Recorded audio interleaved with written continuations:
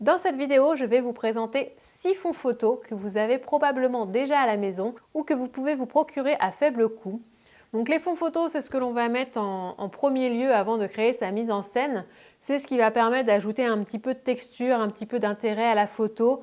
On va éviter de prendre des choses trop colorées ou avec des motifs trop présents, mais c'est toujours intéressant d'avoir quelque chose avec un petit peu de texture, un petit peu de détail. Ça apporte de l'intérêt à la photo, même si ce n'est pas ce qu'on voit en premier, ça crée un ensemble assez intéressant.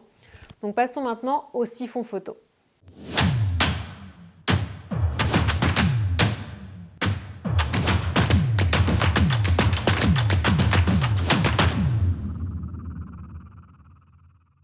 Le premier fond photo que vous avez probablement déjà chez vous, c'est tout simplement votre plan de travail dans votre cuisine. Donc ça va dépendre de ce que vous avez. Moi je sais que chez moi j'ai un plan de travail qui est brillant, donc c'est pas ce que je préfère. Pour la photo culinaire, je vous conseille vraiment d'avoir des choses mates. Donc si vous avez un plan de travail effet bois ou effet marbre, ça va vraiment être parfait. Et ça va aussi dépendre de la lumière que vous avez dans votre cuisine sur votre plan de travail. Si vous avez une lumière qui est très lointaine, ça ne va pas être le top pour les photos culinaires. Du coup, moi ce que j'ai fait, c'est que j'ai récupéré une chute de plan de travail qui est effet bois et que j'utilise pour mes photos. Donc ça va apporter un petit peu de texture, même si le plan de travail en lui-même il est lisse. Donc ça, vous pouvez en acheter également à faible coût, par exemple chez Ikea. Je sais qu'ils ont des chutes dans une certaine partie du magasin. L'inconvénient, c'est que ça peut être assez lourd. Vous voyez, moi, le mien, il est assez épais, donc il est un peu lourd à transporter et prendre la place. Par contre, l'avantage, c'est que c'est un plan de travail, donc vous pouvez très bien l'utiliser pour préparer des recettes et faire des photos en cours de préparation. Il n'y a vraiment aucun souci au niveau de l'hygiène. Deuxième fond photo, ça va être les échantillons de papier peint. Alors c'est vrai qu'on n'y pense pas, mais aujourd'hui on fait des papiers peints imitation bois, imitation béton, ça va vraiment apporter de la texture et vous pouvez très bien vous rendre en magasin de bricolage et prendre un échantillon. Vous avez les ciseaux qui sont à côté des papiers peints. Vous prenez un échantillon qui soit quand même assez long. La largeur, ça va dépendre du lait de papier peint que vous avez, mais généralement c'est assez standard. Je vous conseille de prendre au moins 1 mètre. Et ça va vous permettre déjà d'avoir différents fonds avec différentes textures, différentes couleurs que vous pouvez utiliser pour vos photos culinaires. Donc attention, par contre, les papiers peints ne sont pas lavables, donc si vous les tachez, après vous ne pourrez pas les réutiliser. Et attention également à la lumière qui va venir sur le papier peint en fonction de son angle.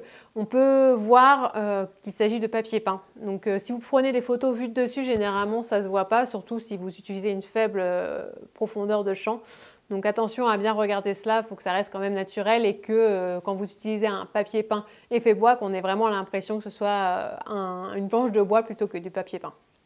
Troisième chose que vous avez déjà à la maison, j'en suis sûre, c'est du papier cuisson, tout simplement.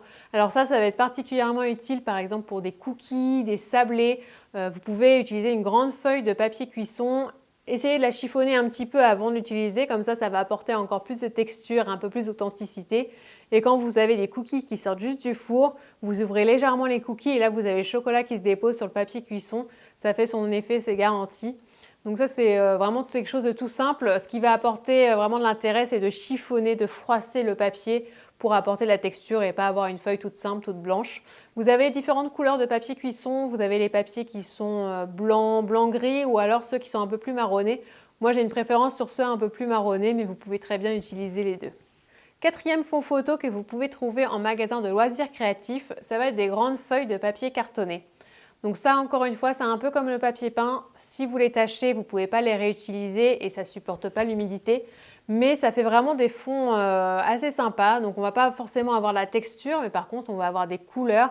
Donc ça permet d'apporter des choses un peu vibrantes à votre photo. Au niveau des couleurs, évitez d'utiliser trop de couleurs et essayez d'utiliser des couleurs soit complémentaires, soit analogues qui vont vraiment faire ressortir votre sujet. Et donc, vous pouvez vraiment vous amuser avec les feuilles cartonnées en utilisant des couleurs différentes, peut-être en superposant plusieurs feuilles. On peut faire des effets sympas et ça coûte 3 fois rien. Cinquième fond photo, ça va être un tissu, une nappe par exemple, un grand torchon, un drap pourquoi pas, ou une couverture, ce que vous avez à la maison. Donc choisissez des choses avec pas trop de motifs encore une fois, mais par exemple utilisez un plaid beige, ça va apporter une sensation de cocooning. Ça peut être intéressant pour une photo de chocolat chaud par exemple, ou une photo de velouté d'hiver. Vous pouvez également utiliser une nappe en lin toute simple, de couleur neutre, en fond, ça fonctionne très bien et généralement on a déjà ça à la maison ou alors on peut s'en procurer sans que ça coûte trop cher. Dernier fond photo, ça va être votre parquet ou votre carrelage que vous avez à la maison. Moi, je sais qu'à côté de mes grandes baies vitrées, j'ai un parquet beige que j'utilisais beaucoup à mes débuts. Ça fait du coup tout de suite l'effet bois qui peut être intéressant pour créer sa mise en scène. Vous pouvez également utiliser des carreaux de carrelage. Maintenant, vous avez des carreaux de carrelage qui font quasiment 1 mètre sur 1 mètre. Ils sont énormes et ça fait vraiment tout de suite son effet en photo. Si vous avez des carrelages effet ardoise ou effet béton, il y a des choses vraiment très sympas. Mat de préférence. Alors je sais que certains magasins de bricolage vous permettent de les acheter à l'unité, mais généralement il faut acheter la boîte, donc tout de suite ça peut être un peu coûteux, prendre un peu de place, c'est pas toujours évident. Le bon plan, c'est quand vous avez des chutes de chez vous ou que vous en trouviez lors du jour des encombrants, ça peut arriver. Moi je sais que j'avais récupéré des grands carreaux en ardoise qui étaient rectangulaires.